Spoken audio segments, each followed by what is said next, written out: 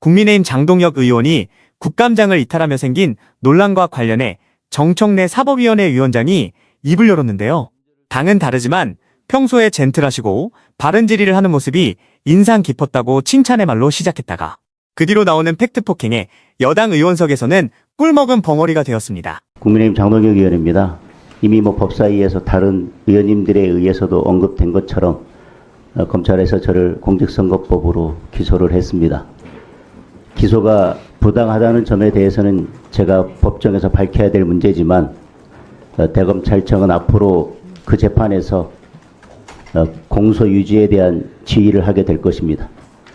따라서 제가 오늘 이 국감장에서 검찰총장이나 대검찰청을 향해서 질의를 하는 것은 이해 충돌의 소지가 있다고 생각합니다.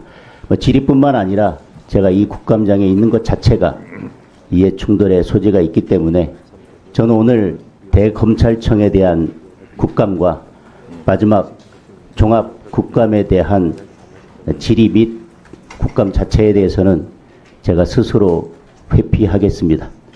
저는 오늘 이 신상 발언을 마치고 나가도록 하겠습니다. 장동혁 의원님 잠깐만 계세요. 잠깐만 계세요.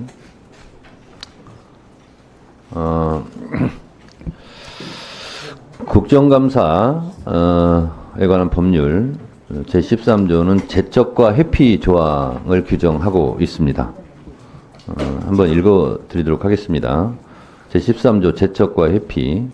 의원은 직접 이해관계가 있거나 공정을 기할 수 없는 현저한 사유가 있는 경우에는 그 사안에 한정하여 감사 또는 조사에 참여할 수 없다. 이렇게 되어 있고요. 이러한 이랑의 사유가 있는 의원 또는 국회법 제32조 국회법 제32조의 4, 제1항의 신고사항에 해당하여 이해충돌이 발생할 우려가 있다고 판단하는 의원은 소속 위원장에게 회피를 신청해야 한다. 저한테 해야 되는 거고요. 이 경우 회피 신청을 받은 위원장은 간사와 협의하여 회피를 허가할 수 있다. 이렇게 되어 있습니다. 그래서 장동혁 의원님은 그런 생각을 갖고 계신 거고 이 회피 또한 위원장의 허락이 있어야 가능합니다. 그래서 이 부분은 장동혁 의원님 질의가 몇 번이죠? 응? 6번이요? 장동혁 의원님 질의 순서가 6번인데요. 간사님들께서 이전에 협의해 주시고 저도 협의 결과에 따라서 회피를 허락할 건지 말 건지는 저도 판단을 해보겠습니다. 따라서 장동혁 의원님께서는 그때까지는 좀 기다려 주시는 게 어떨까. 간사간 협의에. 그래서 이것도 본인이 하고 싶다고 되는 게 아니네요. 이렇게 국회법, 국정감사법에 보면. 그래서 조금 기다려 주시기 바랍니다. 다음은 주질의 순서입니다만 장동혁 의원님의 회피 신청과 관련해서 위원장으로서 말씀드리겠습니다. 제가 먼저 얘기하겠습니다. 앞서 말씀드린 바와 같이 국정감사법 제13조 제척과 회피 조항을 보면 이해충돌이 발생할 우려가 있다고 판단하는 의원은 소속 위원장에게 회피를 신청하여야 한다. 신청했습니다. 이 경우 회피 신청을 받은 위원장은 간사와 협의하여 회피를 허가할 수 있다. 이렇게 되어 있습니다. 간사 간 협의 결과 간사 간의 의견이 정반대로 갈립니다. 회피 신청을 받아줘야 된다. 회피 신청을 받아주면 안 된다. 이렇게 의견이 정확하게 찬반 의견이 있습니다. 이런 경우 위원장이 판단할 수밖에 없습니다. 장동혁 의원님의 경우 국민의힘뿐만 아니라 여야 의원 모두가 재산신고 3천만 원, 축소신고는 실무적 착오일 텐데 이것을 무리하게 기소한 것이 맞다라는 것이 이건 여야 의원들의 공통된 의견이었습니다. 따라서 무죄 추정의 원칙이 있고 또 법사위 활동을 하는 가운데 이처럼 검찰의 무리한 기소가 있을 때마다 회피 제척해야 되느냐 하는 문제가 있습니다. 오히려 이렇게 되면 법사위원들이 검찰로부터 기소의 무기로 악용될 소지도 있다라고 위원장은 판단합니다.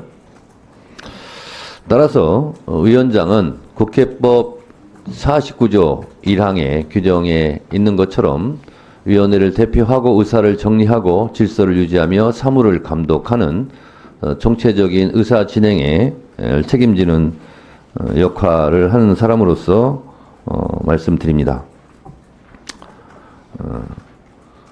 법사위 활동이 대검에만 관계되는 것은 아닐 것입니다. 장동혁 의원님께서는 이 제척과 회피를 말씀하셨는데 정령 회피를 하시는 방법은 사보임하는 방법도 있을 것입니다. 따라서 법사위원장인 저로서는 회피를 허가하는 것이 적절하지 않다고 판단이 됩니다. 그래서 오늘 질의는 알아서 지혜롭게 해 주시면 좋겠습니다. 여러분들은 지금까지 이런 이슈들을 보게 되면 어떤 생각이 드셨나요? 제가 항상 여러분들께 뉴스만 평소에 잘 챙겨보셔도 돈이 된다, 돈을 벌 수 있다고 말씀을 드렸는데요. 그 이유는 제가 지난 5월 초에 여러분들께 뭐라고 말씀을 드렸죠? 지금은 정부가 주목하고 있는 K푸드에 관심을 가져야 한다.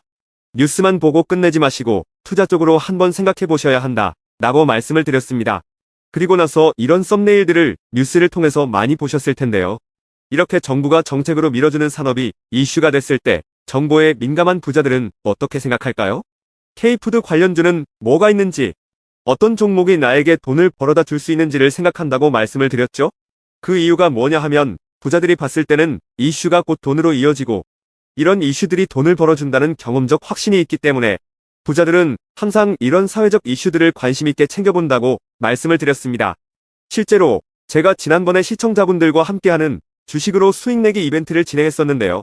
당연히 100% 무료로 진행했고 여기 보시면 저한테 구독이라고 문자 남겨주신 모든 시청자분들께 이렇게 K푸드 관련주 중에 가장 급등할 확률이 높은 한성기업 딱 한 종목을 여러분들에게 추천을 드렸어요.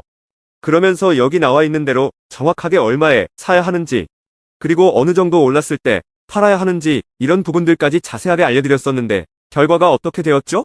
오른쪽을 보시면 아시겠지만 제가 5월 2일에 문자로 이 한성기업을 소개해드리고 나서 주가가 이렇게 2배 넘게 급등이 나왔다. 그래서 당시에도 굉장히 많은 분들이 제가 드린 한성기업으로 수익을 내셨을 텐데요. 다시 한번 축하드린다고 말씀을 드리고 이번에도 마찬가지입니다. 최근에 정부가 집중적으로 밀고 있는 산업이 해외 건설 시장이고 그 중에서도 K신도시에 대한 관심도가 계속해서 높아지고 있기 때문에 관련 종목들이 부각받을 수밖에 없다. 그 중에서도 정부가 가장 핵심적으로 밀어줄 것으로 예상되는 K신도시 대장주 한 종목에 돈이 몰릴 것이다. 당연히 우리가 이쪽으로 생각해야 한다는 겁니다. 그래서 이번에도 지난번과 똑같이 저에게 신청이라고 문자 보내주시면 정부가 강력하게 추진할 것으로 예상되는 K신도시 정책주 중에 앞으로 대장주 역할을 하면서 주가가 가장 크게 급등할 한 종목을 구독자분들에게 문자로 종목명과 사고 파는 시점을 모두 알려드리겠습니다.